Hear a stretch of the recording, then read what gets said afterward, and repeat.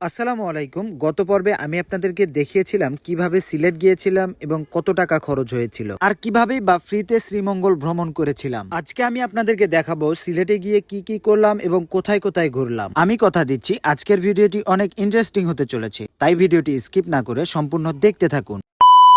গত পর্বের ভিডিওটি হুমায়ুন চত্বর থেকে শেষ করেছিলাম আর আজকের ভিডিওটি ঠিক হুমায়ুন চত্বর থেকেই শুরু করব। প্রায় 15 ঘন্টা জার্নি করার পর অবশেষে পৌঁছে গেলাম সিলেটের হুমায়ুন চত্বরে। আমাদের হোটেলটি যেহেতু মাজার গেটে নেওয়া ছিল, তাই কোথাও দেরি না করে একটি সিএনজি করে সোজা চলে যাই মাজার গেটে। দীর্ঘ 15 ঘন্টা জার্নি করার পর আমার শরীরের অবস্থা একেবারেই খারাপ হয়ে গিয়েছিল, তাই আগে পিছে না ভেবে হোটেলে প্রবেশ করে টানা 2 ঘন্টা ঘুমিয়ে নেই। টানা 2 ঘন্টা ঘুমানোর পর ঘুম থেকে উঠে আমরা সোজা চলে যাই হযরত শাহজালালের মাজারে। মাজার জিয়ারত করতে করতে অলরেডি বিকেল হয়ে যায়। হযরত শাহজালালের মাজার জিয়ারত করার পর সিলেট শহরের সৌন্দর্য দেখতে দেখতে আমরা চলে যাই শাহপরানের মাজারে। শাহপরানের মাজারে পৌঁছাতে পৌঁছাতে সন্ধ্যা হয়ে যায়। আসলে সন্ধ্যা হওয়ার কারণে কোনো প্রকার ফুটেজ নেওয়া হয়নি। শাহপরানের মাজার জিয়ারত করতে করতে অলরেডি অনেক রাত হয়ে যায় আর রাত্রেবেলা কোথাও না গিয়ে আমরা হোটেলে গিয়ে ঘুমিয়ে পড়ি, কেননা পরের দিন সকালে আমার বন্ধুকে ডাক্তার দেখিয়ে আমরা জাফলং এ যাব ঘোরার জন্য। পরের দিন সকালে ঘুম থেকে উঠে বন্ধুকে ডাক্তার দেখিয়ে